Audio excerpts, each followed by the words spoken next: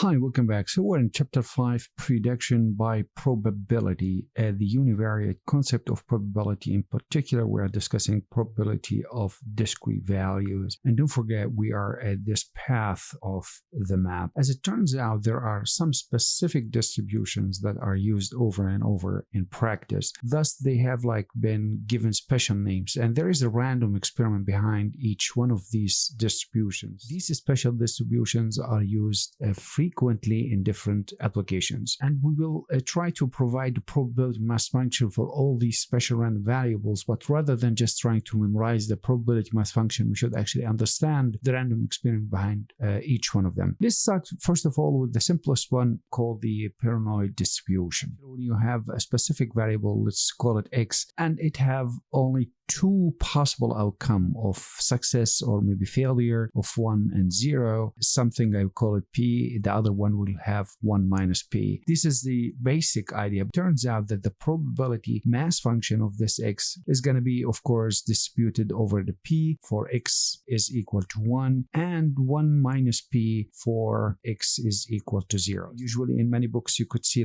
x is distributed using a paranoid distribution, and usually if you want to graph this from perspective where you get here the possible outcome of x in this case, and then you've got the probability mass function here of x. I mean, this is one way of looking at the visual presentation of paranoid distribution. Let's go now and try to use such a fundamental idea of understanding with a second kind of a distribution, which it turns out to be very, very crucially important in real life. I call the binomial distribution. Actually, I prefer where we can really understand the problem from real example. You've got a coin and you flipped the coin 3 times. Any of these guys could have possibly been here. Each one of these guys has 1 over 8. Now let's get inside the bracket. As you could see from our experiment here, each one of them had the chance to be head or tail. That's the meaning of having 2 possible outcomes. It's the chance of being head was 50%. It's the chance of being tail was again 50%. The interest of x is the number of heads. Let's try to define the range of x. If I flip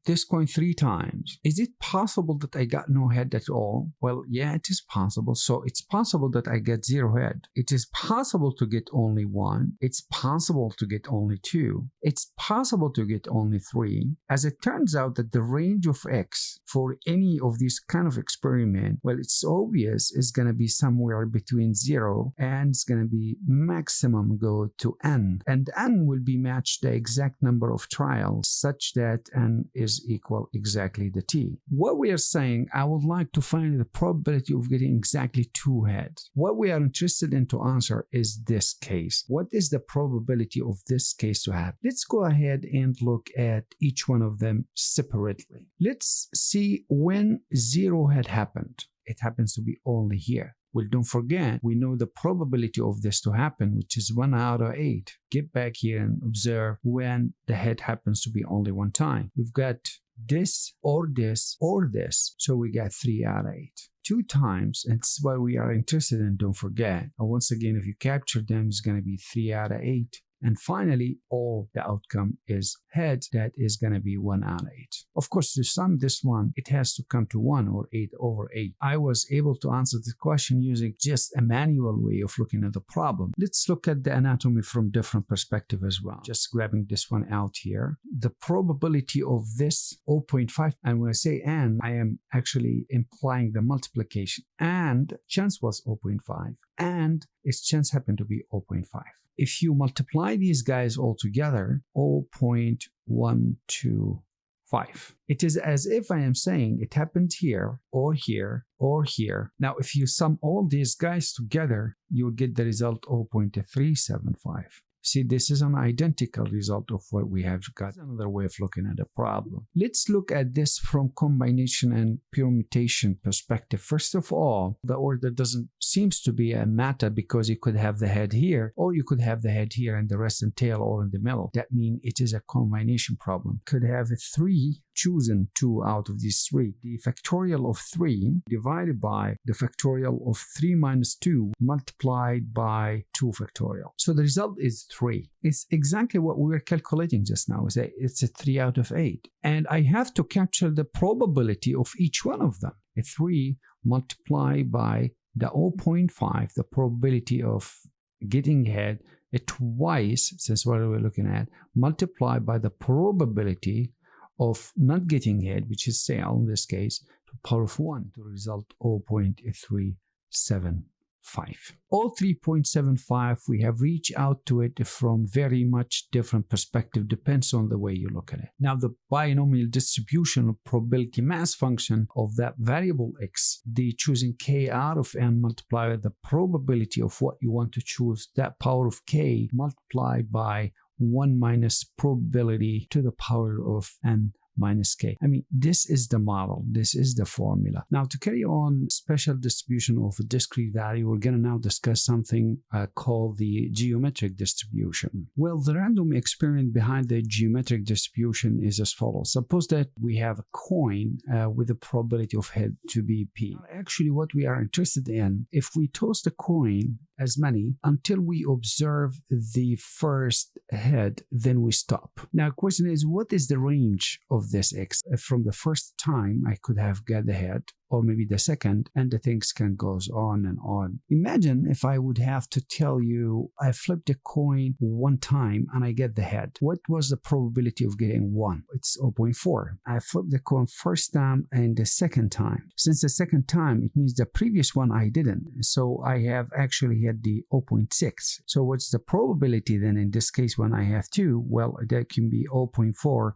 multiplied by 0.6 and so on and so forth. So from this, the probability of x getting a certain number of k, 1 minus p, to the total number of k minus 1 multiplied by the probability p here. This is probability mass function for a geometrical distribution. And if you look at the distribution, it should look like this, the distribution of a geometrical discrete random variable. Next, we can discuss something related to the same concept. It's called the negative binomial or Pascal distribution. Actually, it is a kind of a generalization of the geometric distribution. It relates to the random experiment of repeated independent trials until we observe m number of success that we want. Let me give you an example. Suppose that I have a coin. I want to toss the coin until I observe m number of heads. X is distributed Pascal distribution with m that you are interested in, given also the probability. Let's actually do a practical example that will make a better sense. Now imagine there is a person conduct a survey or something like that, and he must get, the target is to get 3 survey are completed. Let's say here I have a call, successful, and the call not successful, failure. So successful means you have got completed the survey online. The probability of getting this 9%. 91 will be probability of getting failure. And the question is, what is the probability of getting the third, the last one at the 10th call? Think about that logic.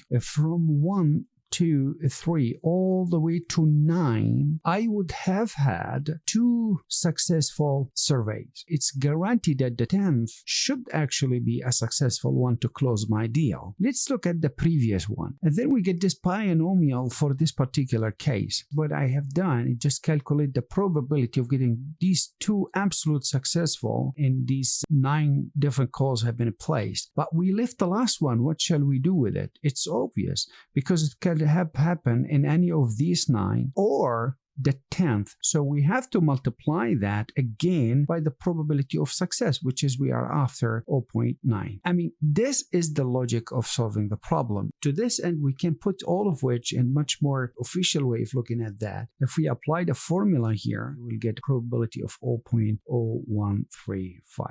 This is the meaning of Pascal distribution or negative binomial distribution. It should look like something similar to that if you graph that function here. Let's talk about the geometric distribution. Is a kind of a random experiment. Like imagine you've got in a company 12 employees belong to group D, 24 belong to group R, 8 belong to group I. just like that. In a random experiment, you select 6 and you are interested to find what is the probability of getting 3 of them belong to group D, 2 of them belong to group R, and 1 of them belong to group I. So let's first of all capture in how many ways I could have actually drawn 6 from these 44. This is the first thing I want to do. But I am interested in this combination here. If from these 12, I would like to choose 3. From these 24, I would like to choose 2.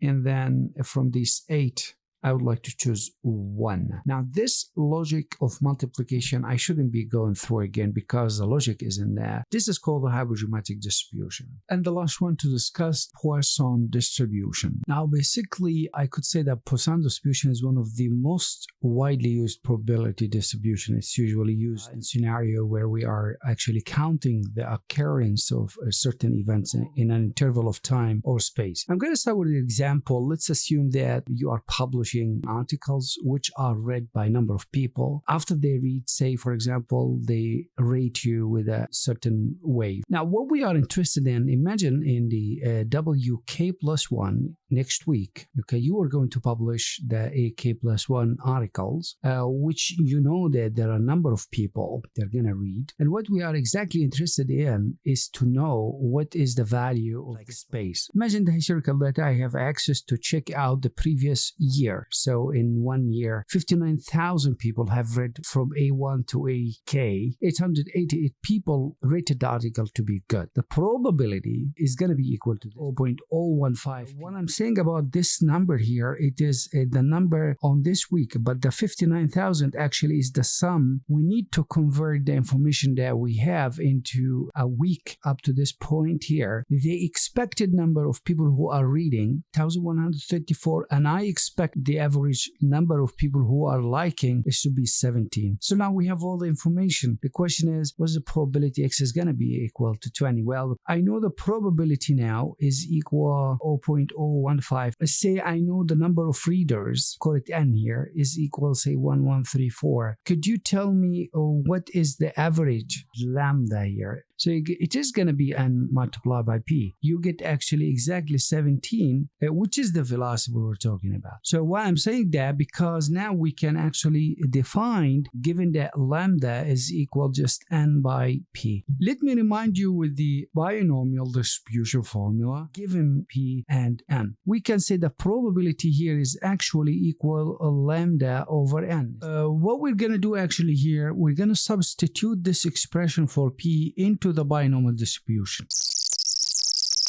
This is known as the Poisson distribution given lambda and k. I will rewrite the example here. Lambda was 17 people like my article a week. What is the probability of getting 20 people to like my article next week? Probability in this case 0.69. So that was all about Poisson distribution. Now what we're going to do, discussing something called the cumulative distribution function and some about the expectation, since we opened the topic of expectation, like in this case the lambda. And finally we're going to look at something related to function and random variables. So these are the last things left to discuss actually the probability, given that the variable is discrete, and then can move further to the continuous. Let's go ahead and explore cumulative distribution function. That's exactly what we're going to do next. I will see you then.